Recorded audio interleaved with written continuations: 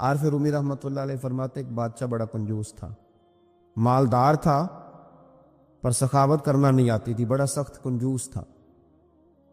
اب وہ کسی کو دیتا نہیں تھا، تو ظاہر ہے سوسائٹی کے اندر، معاشرے کے اندر ماحول بن گیا کہ بڑا کنجوس آدمی ہے بھائی، کسی کو کچھ نہیں دیتا۔ تو اپنے اوپر سے نا وہ چیز دور کرنے کے لیے اس نے ایک منصوبہ بنایا۔ کہنے لگا میں ایک ایسا سخت سوال پوچھوں گا جس کو جواب آئے گا نا اسے میں پھر کچھ نہ کچھ دوں گا۔ اب مزاج چونکہ کنجوسی کا ہے، دینا تو چاہتا نہیں، تو سوال وہ ڈھونڈ کے لایا جس کا جواب کسی کے پاس نہ ہو۔ بادشاہ بہت انعام کرام دیا کرتے تھے لوگوں کو دیکھ کے، صلاحیتوں کو دیکھ کے۔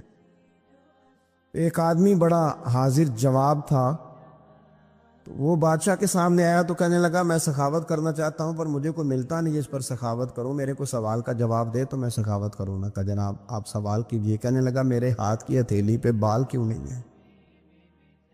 اور چونکہ وہ حاضر دماغ آدمی تھا اور بادشاہ کو آج تک کسی نے کہا بھی نہیں تھا کہ کنجوس بہت ہے، تو اس کو موقع مل گیا۔ کہنے لگا بادشاہ سلامت دراصل نا آپ سخی بہت ہے، تو وہ دے دے کہ آپ کے ہاتھوں کی ہتھیلیوں سے بال گھس گئے ہیں، نہیں ہے۔ حد سے نہ بڑھو، اسراف نہ کرو، فضول خرچی نہ کرو، اس لیے کہ انہو لا یحب المسرفین، اللہ اسراف کرنے والوں کو پسند نہیں کرتا۔ بنو عامر ایک قبیلہ تھا، وہ حج کے لیے آیا کرتا تھا۔ دور جاہلیت میں بھی لوگ حج کرتے تھے، اگرچہ اپنے طریقوں پر کرتے تھے۔ وہ قبیلے کے لوگ حج کے لیے آتے تو وہ بہت کم کھانا کھاتے، جب حج پہ آتے بہت تھوڑا، گوشت اور چکنائی تو بالکل استعمال ہی نہیں کرتے تھے۔ نبی پاک صلی اللہ تعالی علیہ وسلم کے بعد صحابہ نے عرض کی یا رسول اللہ صلی اللہ تعالی علیہ وسلم، حضور ہمارا زیادہ حق نہیں بنتا کہ ہم بھی کچھ چیزوں سے پرہیز کریں؟ اب آپ اندازہ فرمائیں کہ کچھ لوگ ایسے ہیں کہ جو روز شام کو گوشت کے ساتھ کچھ کھاتے، گوشت کھائیں گے یا گوشت ملا کچھ کھائیں گے تو ان کو پورے حج کے سارے دن ہی منع کر دیا جائے، اور چکنائی اور گھی استعمال نہیں کرنا، تو کون شخص ہے جو اس کے بغیر رہ پائے گا؟ تو صحابہ نے عرض کیا کہ یا رسول اللہ صلی اللہ تعالی علیہ وسلم ہم بھی یہ کام نہ کریں، ہمارا زیادہ حق نہیں؟ تو اللہ تعالیٰ نے آیت نازل کر دی، فرمایا نہیں، کلو واشربو، کھاؤ بھی اور پیو بھی، بس ولا تسرفو، حد سے نہ بڑھنا، اسراف نہ کرنا، فضول خرچی نہ کرنا، جو بھی کھاؤ پیو حد میں رہ کے۔ کھانے پینے سے اسلام منع نہیں کرتا، لیکن ولا تسرفو، حد سے تجاوز ہے۔ کیا معنی ہے اس کا؟ ایک معنی تو یہ ہے کہ جب تم کھاؤ تو تم حدود میں رہ کے کھاؤ گے، حلال حرام کی تمیز رکھ کے کھاؤ گے۔ تم مسلمان ہو، تمہارے اوپر کچھ ضروریات ہیں، ایسا نہیں ہو سکتا کہ جو تمہارے سامنے آیا تم کھا جاؤ۔ جو تمہارا ہے تم صرف وہی کھاؤ گے، جو تمہارا نہیں ہے تم اس کے قریب نہیں جاؤ۔ دوسرا معنی یہ ہے ولا تسرفو کا، ہمارے مفسرین نے بیان فرمایا کہ کھانے کے بعد نہیں کھانا، بغیر بھوک کے نہیں کھانا، کثرت سے نہیں کھانا، ہر وقت کھاتے رہنا، ہر وقت کھاتے رہنا، کھانے کو اپنے ذہن پہ سوار کر لینا، رات کو فیصلہ کرنا کہ ناشتے میں یہ کھاؤں گا، اور ناشتہ کرتے ہی دوپہر کے لیے کھانا منگا لینا، پلان کر لینا کہ یہ سبزی منگا لو، اور دوپہر کی ابھی ٹیبل پوری سجی ہوئی ہے اور دانتوں کے اندر وہ شخص صفائی کر رہا ہے اور ساتھ آرڈر دے رہا ہے کہ شام کو میرے لیے فلاں چیز۔ تو ان کو کھانے پینے تو نہیں نہ آیا مسلمان دنیا میں، کھانے پینے تو نہیں آیا، اور اتنا کھانا کہ اس کو سوار کر لینا۔ امام غزالی رحمۃ اللہ علیہ نے احیاء علوم کے اندر لکھا ہے کہ زیادہ کھانے سے مسائل پیدا ہوتے ہیں، شہوت زیادہ بڑھتی ہے، زیادہ کھانے سے غلط خیالات زیادہ آتے، اس لیے صحیح حدیث میں موجود ہے، نبی پاک صلی اللہ علیہ وسلم نے جوانوں سے فرمایا تھا کہ اے جوانوں کے گروہ، یا نکاح کر لو، اور اگر طاقت نہیں رکھتے تو روزے رکھا کرو، اس لیے کہ فاقہ شہوت کو کم کرتا ہے برے خیالات کو، یہ ایک کمزوری لاتا ہے تھوڑی سی انسان کے جسم میں، تو خیالات کم ہوتے، اور پھر جب آپ اپنا پیٹ بھر لیتے ہیں، ایک تو آپ سست ہو جاتے ہیں، نیند غلبہ کرتی ہے، غلبہ نیند کا بندے کو غافل کرتا ہے۔ کیسے میں بتاؤں یہ بات، کیسے بتاؤں کہ بہت سارے پکے نمازی بھی فجر نہیں پڑھتے، سوائے اس کے کہ خواب بہت لیا ہے، اور وہ نیند کے غلبے نے صبح اٹھنے نہیں دیا، غفلت پیدا ہوتی ہے، شہوت پیدا ہوتی ہے، اور جب آپ کا ذوق بن جاتا ہے زیادہ کھانے کا، پھر آپ کی ذہن کی مشقت بڑھ جاتی ہے، آپ پھر زیادہ کوشش کرتے ہیں، سکون زندگی میں ختم ہو جاتا ہے، پھر یہ بھی کمانا ہے، وہ بھی کمانا ہے، یہ بھی کرنا ہے، خواہشات بڑھتی ہیں، آپ کا معاملہ آگے کی طرف نکل جاتا ہے۔ کوشش کریں زندگی کے اندر آپ اعتدال کے ساتھ، یعنی اسلام کھانے سے تھوڑی منع کر رہا ہے،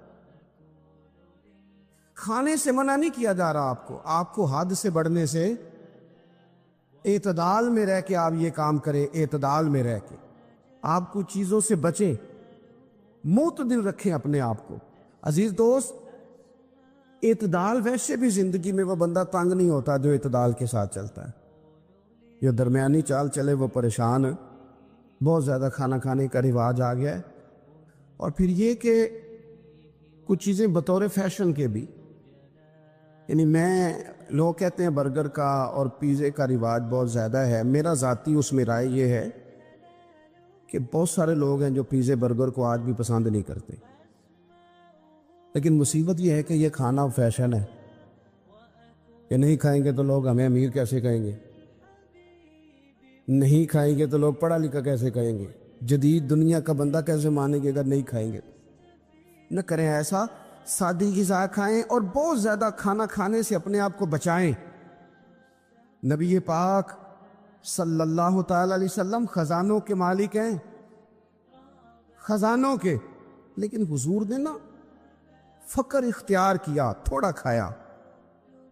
یہ حدیث کبھی دل کی تختی پہ لکھ لے تو کام آئے گی، یعنی کون سا ایسا گھر ہے جس میں شام کو روٹی نہ پکے تو قیامت نہ کھڑی ہو، عورتیں احتجاج نہ کر دیں، بلکہ روٹی نہ پکنا تو دور کی بات ہے، بچوں کی مرضی کی نہ پکی ہو تو وہ چیزیں توڑتے ہیں۔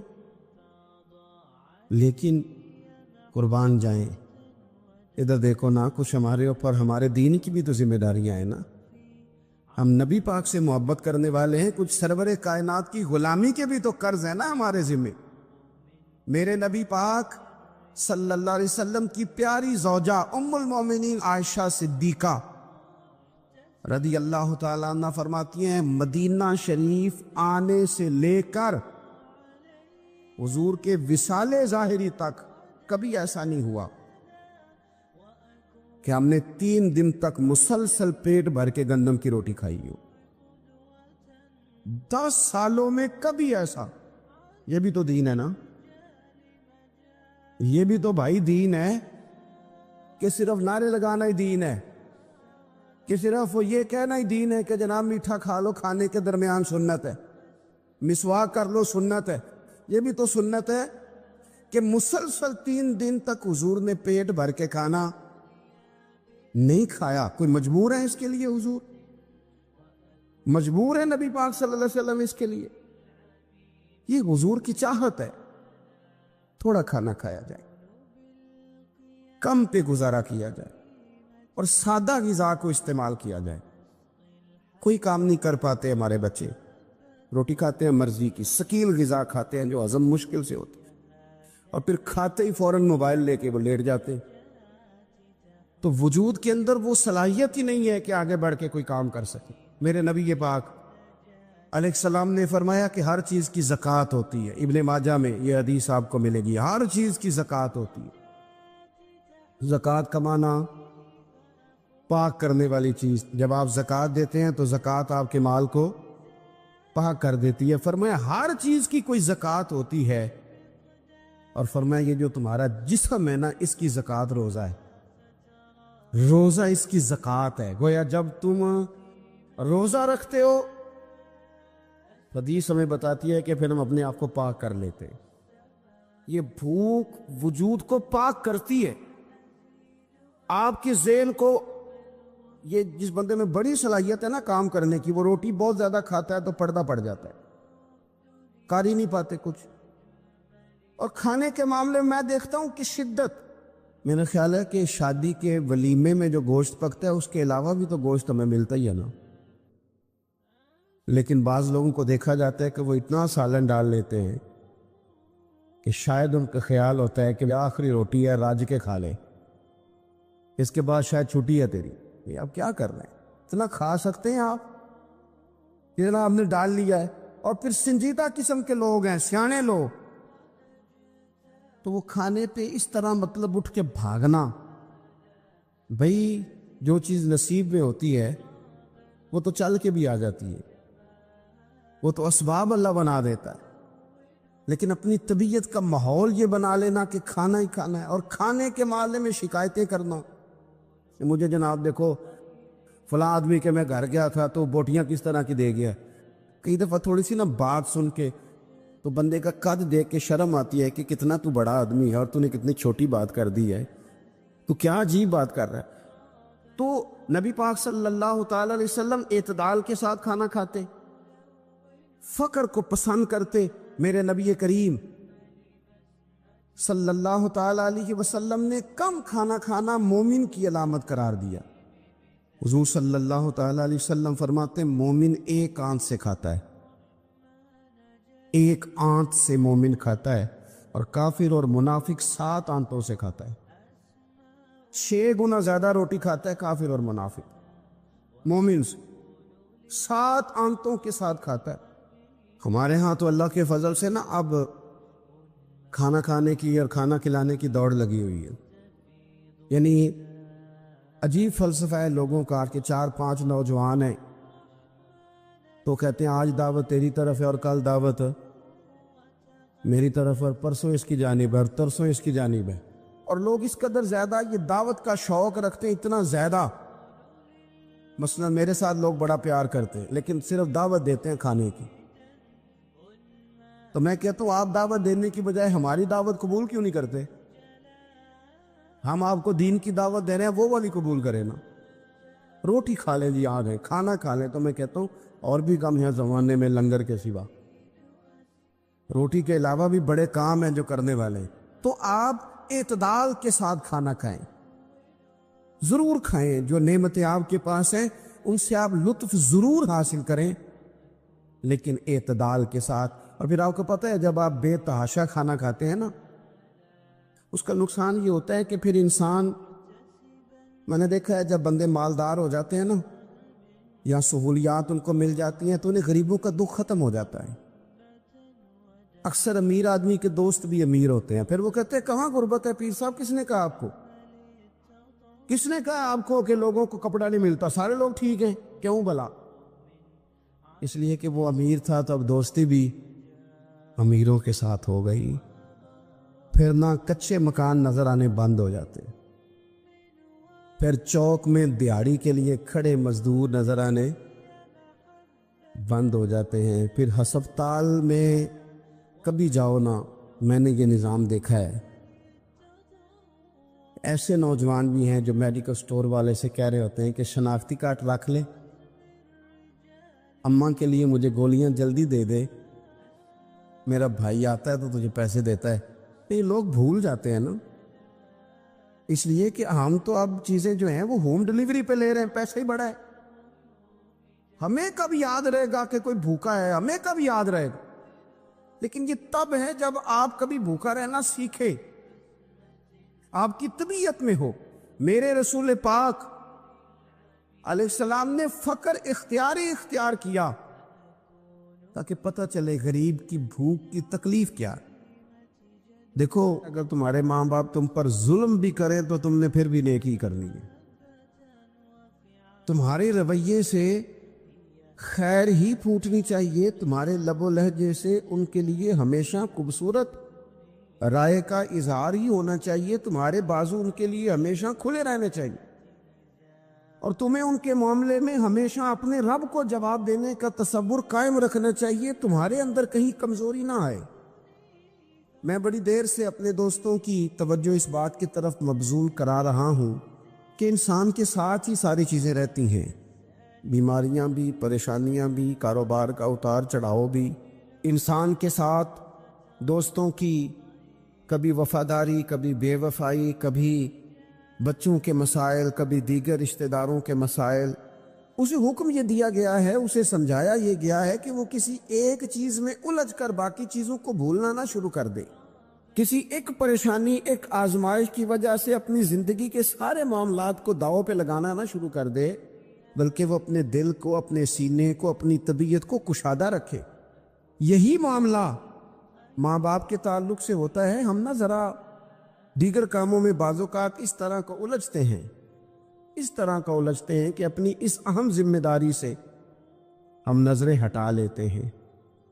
میرے نبی اکرم صلی اللہ تعالی علیہ وسلم سے ایک شخص نے یہ عرض کیا تھا کہ یا رسول اللہ صلی اللہ تعالی علیہ وسلم، میں نے نہ تیز دھوپ میں جلتی اور تپتی ہوئی زمین پر کئی میل کا سفر اپنی ماں کو اٹھا کے اس طرح کیا ہے کہ میرے پیروں میں جوتے نہیں تھے۔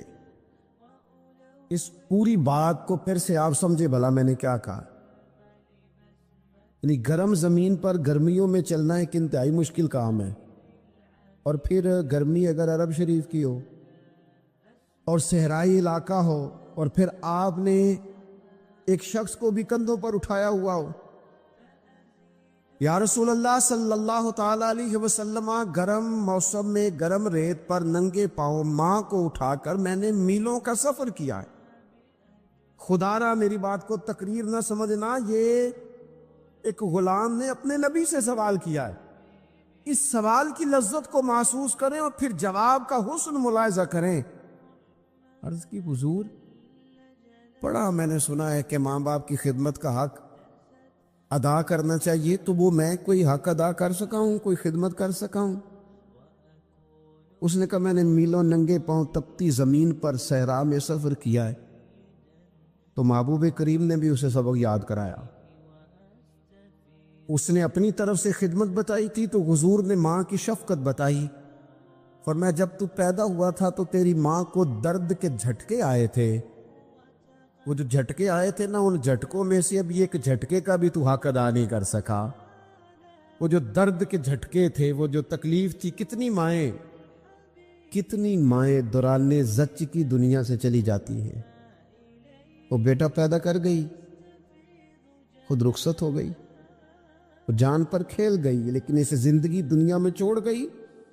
لیکن کیا کبھی ایسا ہوا ہے کہ کسی ماں نے کہیں کھڑے ہو کے کہا ہو کہ اوہو میں نے بڑا کام کیا ہے، میں نے بڑی خدمت کی ہے، میں نے یہ کیا ہے، میں نے یہ اعزاز دیا ہے؟ لیکن بچے تھوڑا سا کر کے نا، آپ نے ناراض نہیں ہونا، میں نے اپنے کانوں سے یہ باتیں سنی ہیں کہ جی الحمدللہ میں نے ابا جی کو حج کرایا ہے، شکر ہے اللہ کا جی، ابا جی میرے پاس ہی تھے جی، باقی بھائیوں کے پاس نہیں تھے۔ تو ابا جی کس کے تھے؟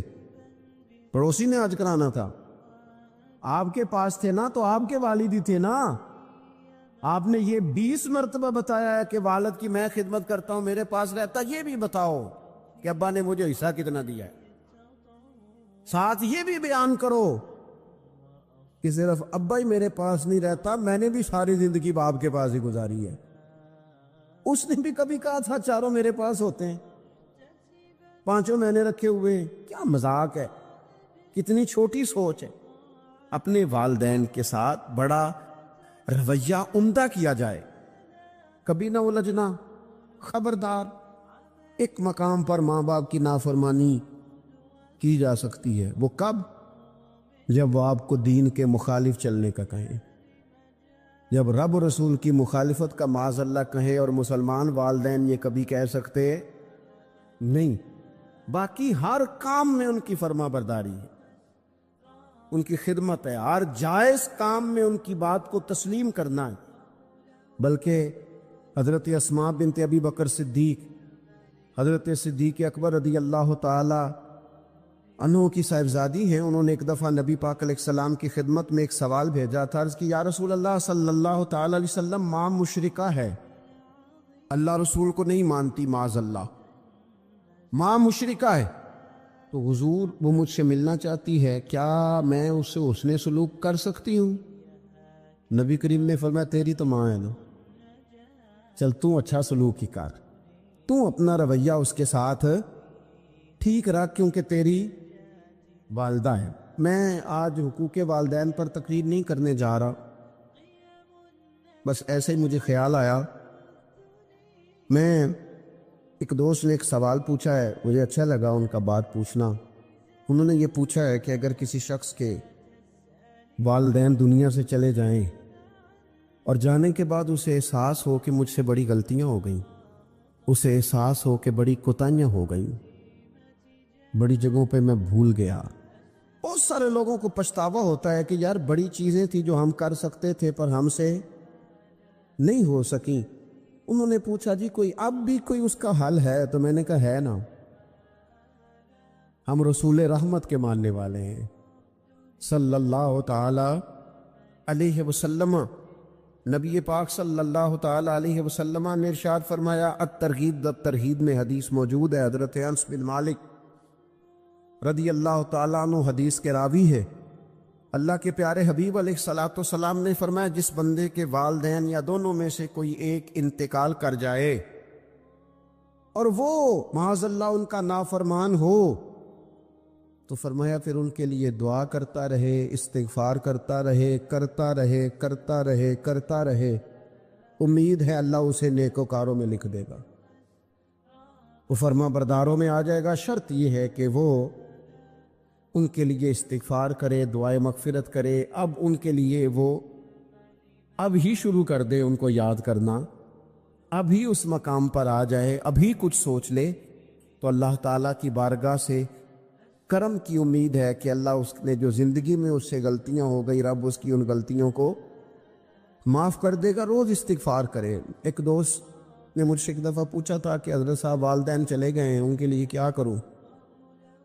تو بڑی بڑی چیزیں بھی کی جا سکتی ہیں، لیکن میں نے اپنے اس محبت والے دوست کو یہ محبت والا مشورہ دیا تھا کہ میں چونکہ آپ کو جانتا ہوں آپ نماز میں کوتاہی کرتے، آپ نہ نماز پڑھنی شروع کر دیں۔ وہ کہنے لگے جی وہ تو میں پڑھوں گا، والدین کے لیے کیا کروں؟ میں نے کہا نماز پڑھیں، ہر نماز کی آخری رکعت میں کہو گے نا ربنا اغفر لی ولی والدیہ،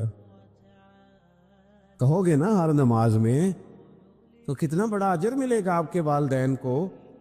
اور پھر وہ سارا اسلوب کہ پہلے آپ نے قیام کیا، پھر آپ نے رکوع کیا، پھر آپ نے سجدہ کیا، پھر آپ اتحیات میں بیٹھے، پہلے آپ نے اللہ کی بارگاہ کے اندر اس کی عبادت کرنے کا دھم بھرا، پھر اس کی وحدانیت کی شہادت دی، پھر اس کے محبوب پر درود پڑھا، اتنے سارے کام کر کے اب آپ نے آخر میں کہا ربنا اغفر لی والی والدیہ، یا اللہ مجھے بخش دے اور میرے والدین کو بخش دے۔ تو بتائیے اللہ کتنا کرم فرمائے گا۔ تو اپنے والدین کے لیے ان کے جانے کے بعد بہت ساری چیزیں ہیں، کفن دفن کا بندوبست کیا جائے، جنازے کا اہتمام کیا جائے، لیکن کچھ چیزوں کو نبی پاک علیہ الصلوۃ والسلام نے ذرا توجہ سے ہمیں سمجھایا ہے اور ہماری بار بار توجہ دلائی ہے۔ ایک شخص نے عرض کیا تھا یا رسول اللہ صلی اللہ تعالی علیہ وآلہ وسلم کہ میرے والدین دنیا سے چلے گئے ہیں، تو کیا اب بھی میں ان کے ساتھ کوئی بھلائی کر سکتا ہوں؟ اچھا پہلے میں آپ سے ایک بات عرض کروں، ہمیں موقع ملتا ہے ختمات شریف پہ جانے کا، ایصال ثواب کی مجالس میں حاضری کا، اور پھر اللہ تعالیٰ یہ بھی موقع دیتا ہے کہ بعض اوقات مسلمانوں کے لیے دعا کرتے ہیں، اور ہمارے ذمے لگا دیا جاتا ہے کہ جناب اتنا ایصال ثواب کرنے کے لیے اہتمام کیا گیا ہے تو یہ آپ کر دیں۔ تو ہم پتہ کیا کرتے ہیں، ہم کہتے ہیں کہ جناب جانے والے کا نام بتاؤ، وہ نام بتاتے ہیں تو ہم فلاں بن فلاں کہہ کے جو نام بتایا جاتا ہے ان کے لیے دعا کر دیتے ہیں، لیکن جب والدین کے لیے دعا کرتے ہیں پھر نام تو نہیں نہ لیتے، پھر کیا کہتے ہیں، یا اللہ میرے والد کو بخش دے، میری والدہ کی مغفرت اس کا مطلب ہے وہ دنیا سے چلے گئے، آج بھی ماں باپ ہیں، وہ رخصت ہوئے، انہوں نے پردہ کیا، ان کی روح کا رشتہ ٹوٹا ہے، پر تیرا رشتہ ان کے ساتھ آج بھی قائم ہے۔ تیرا تعلق ان سے ٹوٹ سکتا، وہ تیرا تعلق، میں نے ایک دفعہ پہلے بھی کہا تھا، میرا بیٹا شاید قد میں مجھ سے تھوڑا اونچا ہو گیا ہو، اور اللہ تعالیٰ نے مجھے بڑے محبت والے سنگی دیے، میں نے اپنی حیثیت اہمیت سے بڑھ کر دنیا میں محبت پائی، لیکن میں نے اپنی زندگی میں سب سے زیادہ اپنے والد کی کمی محسوس کی، میں بڑی محسوس کی۔ ابھی بھی کبھی کبھی سوچتا ہوں کہ کچھ باتیں صرف ان سے ہو سکتی ہیں، کسی اور سے نہیں ہو سکتی۔ کبھی کبھی محسوس ہوتا ہے کہ ان کے دامن کے اندر ٹھنڈ کے موقع پر نگ ملتا تھا، اور گرمی کے موقع پر ٹھنڈی ہوا آتی تھی۔ یہ خاص انہی لوگوں کا وطیرہ، یہ انہی کا خاصہ ہے۔ پتہ نہیں اللہ نے کس طرح ان لوگوں کو بنایا ہے اور کس طرح کا یہ رشتہ بنایا۔ تو نبی اکرم صلی اللہ تعالیٰ علیہ وسلم کی خدمت عالی مرتبت میں عرض کیا، صحابی نے، سنن ابو داؤد شریف میں حدیث ہے، عرض کی یا رسول اللہ صلی اللہ تعالیٰ علیہ وسلم، میرے والدین چلے گئے تو کیا میں ان کے جانے کے بعد بھی ان کے لیے کچھ کر سکتا ہوں؟ تو نبی پاک نے 5 باتیں ارشاد فرمائیں۔ فرمایا ہاں، ایک تو ان کے لیے دعا مانگا کر، دوسرا اللہ کے محبوب نے فرمایا ان کے لیے استغفار کیا کر، تیسرا رسول کریم علیہ السلام نے فرمایا اگر انہوں نے کسی سے کوئی وعدہ کیا تھا تو اسے پورا کر دے، اگر تجھ سے ہو سکے، اور رسول کریم علیہ السلام نے فرمایا اگر ہو سکے تو ان کی طرف سے صلہ رحمی بھی کر، یعنی ان کے رشتہ داروں سے اچھا سلوک کر، اپنے چچاؤں کے ساتھ تو نیکی کر، اور اگر تیری والدہ کی طرف سے تو نیکی کرنا چاہے تو اپنے ماموں کے ساتھ، خالاؤں کے ساتھ تو اچھا سلوک کر، اور پھر 5ویں نمبر پر محبوب نے فرمایا اپنے والد کے دوستوں کی تعظیم کر، ان کے لیے تیرے دل میں اچھے جذبات ہو تو اکرام کر دوستوں کا۔ اور والد کے دوستوں کے اکرام کا تو اتنا بڑا درجہ ہے کہ حضرت ابو بردہ رضی اللہ تعالیٰ عنہ تشریف لائے مدینہ طیبہ میں۔ حضرت ابو بردہ مدینہ طیبہ میں تشریف لائے تو حضرت عبداللہ ابن عمر رضی اللہ تعالیٰ عنہ ان سے ملنے پہنچ گئے فٹافٹی۔ مصروف آدمی تھے حضرت عبداللہ ابن عمر، بہت بڑے مفتی تھے، لوگ ہر وقت مسائل پوچھتے تھے، حج کے سب سے زیادہ مسائل انہی کو آتے تھے، اور صحابہ میں ایک بہت بڑا مقام رکھتے تھے۔ حضرت عبداللہ ابن عمر فوراً حضرت ابو بردہ رضی اللہ تعالیٰ عنہ سے ملاقات کے لیے پہنچے، اور پہنچتے ہی فرمانے لگے آپ کو پتہ ہے میں آپ سے کیوں ملنے آیا ہوں؟ حضرت ابو بردہ کہنے لگے میں تو خود بڑا حیران ہوں کہ آپ ایک مصروف آدمی اور آپ ٹائم نکال کر کے میرے پاس تشریف لائے۔ فرمانے لگے اس لیے آیا ہوں کہ میرے والد آپ کے والد کے دوست تھے، حضرت فاروق اعظم کے دوست تھے آپ کے والد، اور یہ صحیح ابن حبان میں یہ لفظ موجود ہیں۔ حضرت سیدنا عبداللہ ابن عمر رضی اللہ تعالیٰ عنہ فرمانے لگے نبی پاک علیہ السلام نے فرمایا ہے کہ جو اپنے والد کی قبر میں ان سے اچھا سلوک کرنا چاہے وہ والد کے دوستوں کے ساتھ اچھا سلوک کرے، وہ اس رویے کو، اس محبت کو قائم کرے، اس چیز پر خاص اہتمام کرے، خاص ذوق دے۔ ہمارے ہاں نا جی ہم جلدی سے مصروف ہو جاتے ہیں اور اپنے دوستوں کو زیادہ ٹائم دیتے ہیں، اپنا آنا جانا، اپنا اٹھنا بیٹھنا، اپنے شب و روز، ان میں ہم زیادہ وقت گزارتے ہیں۔ کرنے کا کام یہ ہے کہ تھوڑا ٹائم نکال کے، تھوڑی فرصت دیکھ کر اس پر تھوڑی توجہ دی جائے۔ اسی طرح معروف روایت سیاستہ میں موجود ہے، حضرت مالک بن دار کہتے ہیں کہ میں حضرت عبداللہ ابن عمر کے ساتھ جا رہا تھا تو میں نے دیکھا ایک بدو ننگے پاؤں اور ننگے سر آ رہے ہیں۔ حضرت عبداللہ ابن عمر نے فٹافٹ انہیں اپنی سواری بھی دے دی، سیاستہ سے حدیث عرض کر رہا ہوں، سواری بھی دے دی اور پگڑی بھی دے دی۔ فرماتے میں نے عرض کی حضرت عبداللہ ابن عمر سے کہ حضور یہ بدو ہیں، یہ تو تھوڑے سے نذرانے پہ بھی خوش ہو جاتے، آپ کوئی عام معمولی سا تحفہ بھی دیتے تو راضی ہو جاتے، اور آپ نے پگڑی بھی دے دی اور گھوڑا بھی دے دیا۔ حضرت عبداللہ ابن عمر کہنے لگے یہ کوئی عام آدمی نہیں، یہ میرے والد کے دوست ہیں، اور والد کے دوستوں سے محبت کرنا یہ ہمیں رسول رحمت نے سکھایا ہے، کیونکہ اصلاں نال جنیکی کریے تو نسلاں تاک نہیں بول دے۔ محبتوں کو قائم رکھنا، ان کو دوام دینا۔ ہمارا تو چچا کے ساتھ سلوک نہیں رہتا، توجہ نہیں رہتی۔ ہم نے اصالِ ثواب کا جو مفہوم بنا لیا ہے وہ بڑا گڑبڑ ہے۔ اگر تو کسی کے پاس بہت زیادہ پیسے ہوتے ہیں تو وہ اصالِ ثواب کی محفل ویسے ہی ایک سیاسی اجتماع بن جاتی ہے، اور جو عام لوگ ہیں ان کا زور کہیں نہیں چلتا، تو چلو مسجد میں تو چلتا ہی ہے نا۔ وہ آ کے کہتے ہیں مولوی صاحب کو کہ بچے بھیجیں اور پورا قرآن پاک پڑھانا ہے ہم نے۔ بھئی نبی پاک علیہ السلام نے تو فرمایا جتنی دیر دل جمے اتنی دیر پڑھو، آپ نے کیوں پابند کیا پورا پڑھنے کا؟ اور پھر اللہ تبارک و تعالیٰ اگر معاف فرمانے پہ آئے، وہ تو پتر بسم اللہ بھی پڑھے تو اللہ باپ کو معاف فرما دیتا ہے۔ شرط یہ ہے کہ خلوص ہو، وہاں تو معیار دیکھا جاتا ہے، مقدار تھوڑی دیکھی جائے۔ تو اصالِ ثواب تو یہ ہے کہ آپ ضرورت دیکھیں کس چیز کی ہے۔ ہمارے ہاں منوں کے حساب سے کھانے پک جاتے ہیں، بڑی بڑی لمبی دعوتیں ہوتی ہیں، بڑا کچھ ہوتا ہے، لیکن جو ضرورت ہوتی ہے، ضرورت کو ہم نہیں دیکھتے۔ اگر آپ کوئی اور کام ضرورت کا کرا دیں نا، کروڑوں روپے آپ نے لگا دیا ختمات پہ اور فلاں پہ، اور جس قبرستان میں آپ نے والد کو دفن کیا اس میں تو غریبوں کے لیے مزید جگہ ہی نہیں دفن کرنے کی، تو یہ اچھا اصالِ ثواب نہیں تھا کہ قبرستان کی جگہ بڑھائی جاتی؟ یہ اچھا اصالِ ثواب نہیں تھا کہ مسجد کا ماحول دیکھا جاتا، علاقے کے غرباء پر نظر کی جاتی؟